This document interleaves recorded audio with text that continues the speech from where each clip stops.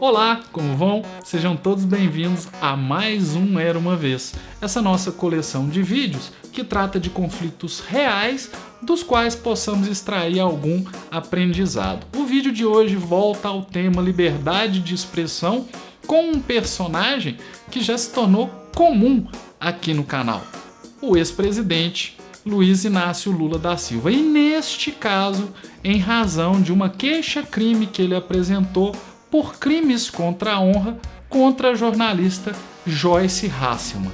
O que eu vi, eu tomei notícia pelo Twitter, foi uma série de chamadas para uma manifestação no dia 13. Eu ainda nem sabia desse processo.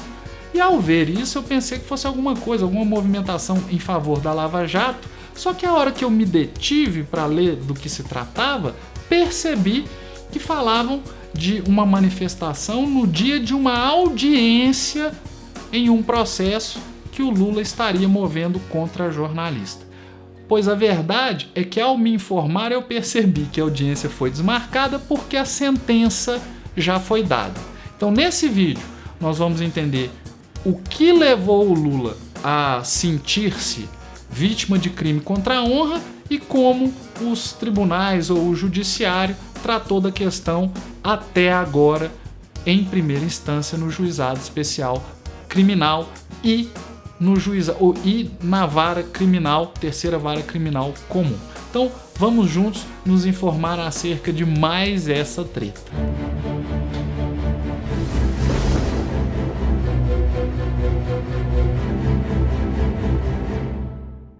Era uma vez Joyce Hasselman, jornalista que à época trabalhava na revista Veja, quando então gravou um vídeo com graves críticas ao ex-presidente Luiz Inácio Lula da Silva.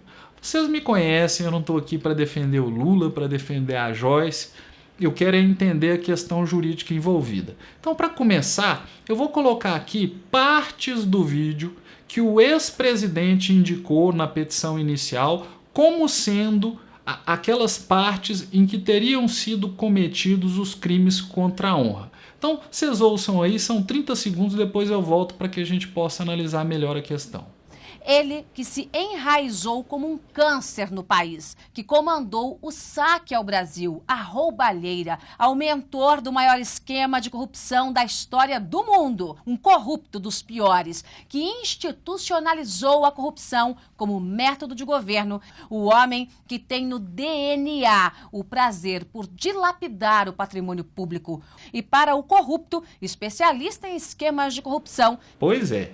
Em face disso que você ouviu até agora, o ex-presidente Lula apresentou uma queixa-crime que foi distribuída e acabou caindo na terceira vara criminal da comarca de São Paulo, lá no Fórum da Barra Funda.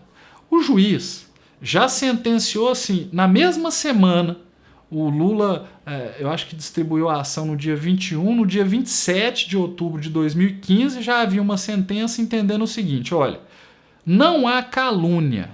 Calúnia é aquela falsa imputação de ato entendido como crime. O juiz entendeu, olha, não há calúnia. Há aqui algumas acusações genéricas, ladrão, chefe de quadrilha, mas isso por si só não é o suficiente para configurar o crime de calúnia. Então, ao entender isso, o juiz da terceira vara criminal entendeu também o seguinte, bom, então sobram os crimes contra a honra de injúria e de difamação. Injúria e difamação têm penas previstas menores.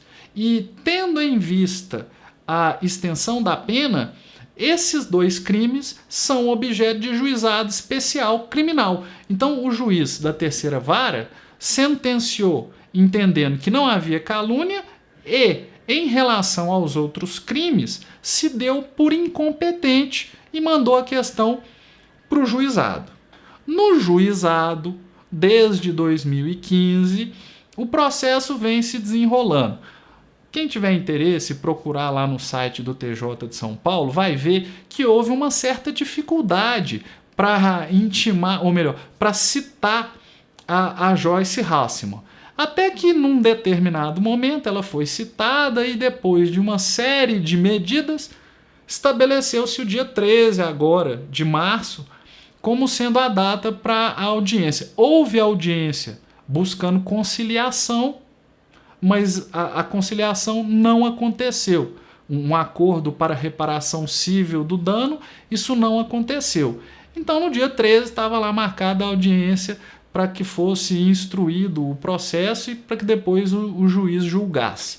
E esta movimentação que eu vi na internet é para reunir um pessoal para apoiar a Joyce nesse dia. Imagino que também devesse haver apoiadores do Lula nesse mesmo dia. O certo é que o juiz a quem competia dar a sentença foi esperto. Esperto no bom sentido. Ele viu aquela movimentação que se avizinhava e decidiu. Ele olhou os autos e falou: olha, aqui para mim eu não preciso de testemunha, eu não preciso de outras informações. Eu consigo, ao ver o que a jornalista falou no vídeo, identificar se houve ou não crime contra a honra. E na sentença, no juizado, entendeu-se que não houve a prática nem de injúria e nem de difamação. Recapitulando, o juiz da terceira vara criminal entendeu não haver calúnia e mandou o processo para que os dois outros crimes, injúria e difamação, fossem discutidos no juizado especial. No juizado especial, antes da apresentação da defesa da jornalista, a Joyce Hasselmann não esgotou o tempo para que ela apresentasse a defesa e o juiz já sentenciou, entendendo não haver nem injúria e nem difamação. E quais foram os fundamentos? O responsável pelo canal Efeito Colateral, que é já um amigo aqui do canal, está sempre comentando, ele fez um comentário dizendo: olha, Cláudio, eu não sei onde é que está esse limite da liberdade de expressão. E o juiz na sentença também diz não haver um limite exato, mas há alguns critérios com os quais nós podemos trabalhar. Eu gosto de brincar que é a operação seca-leitão. Você pega aqui, tem essa característica, tem mais isso, tal, então é o crime. Bom, vamos ver aqui o que foi levado em conta nesse caso concreto. O Lula não é uma pessoa normal, ele é um homem público, ele é um político, governou o país como presidente 2 vezes, então esse é um primeiro ponto que já foi usado como fundamento para outras decisões contra o Lula em outros processos. Então, ele é um homem público. Em relação a homens públicos, há uma maior flexibilidade no sentido de que há um interesse da população em saber da vida dele, em criticá-lo, porque ele disputa a eleição apresentando suas qualidades. É razoável que possam ser questionadas essas qualidades. Então, o primeiro ponto é que se trata de um homem público. O segundo ponto é a situação em que se encontrava o país em torno do governo anterior. Deixa eu tentar me explicar, que eu acho que eu fui muito rebuscado. Já havia uma série de denúncias em relação ao governo do Lula. Então, quando alguém faz uma crítica mais incisiva, um jornalista apresenta uma posição de maior embate, deve-se levar em conta que já há, para todos os lados, notícias no mesmo sentido. Então, o discurso geral já era no sentido de questionar a administração do Lula em relação a essas questões de corrupção. Então, a pessoa é pública, já há um clima de questionamento e de denúncias em relação ao governo dela. Terceiro, a jornalista, nessa situação e nesse contexto, teve o intuito de informar e criticar, ou seja, não houve o dolo específico de causar dano à honra. Esse não era o objetivo. Eu sei que algumas pessoas talvez pensarão, mas é claro que era o objetivo. Nesse ponto acaba funcionando assim.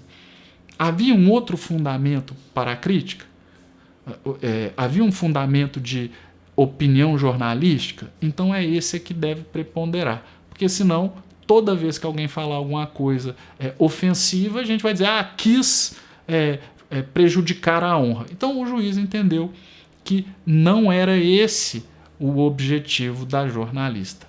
Por fim, o que o magistrado disse em sentença é que o Lula não vai conseguir o respeito e a devolução, entre aspas, da sua honra processando quem o critique, mas sim aceitando o embate e sendo inocentado nas eventuais ações que lhe sejam movidas. Eu sei que vai ter gente dizendo, mas ele nem está sendo processado. Na verdade, a investigação é sem provas. Para o Lula, o ônus é maior e ele vai ter que demonstrar isso. Ele não é como você, ele não é como eu, e efetivamente, em relação a ele, há uma maior liberdade de crítica. Então é isso, pessoal. Eu fecho por aqui. Na verdade, entendam, eu acho que tá certo. O jornalista tem que criticar e pode criticar, sim. E político tá sujeito. Isso é o que se paga por uma democracia. Então, eu fecho por aqui. Dei minha opinião ao final. Passei a informação durante a exposição do problema. Agradeço a quem tem me acompanhado e espero encontrá-los aqui em um novo vídeo no canal. Um abraço e até a próxima.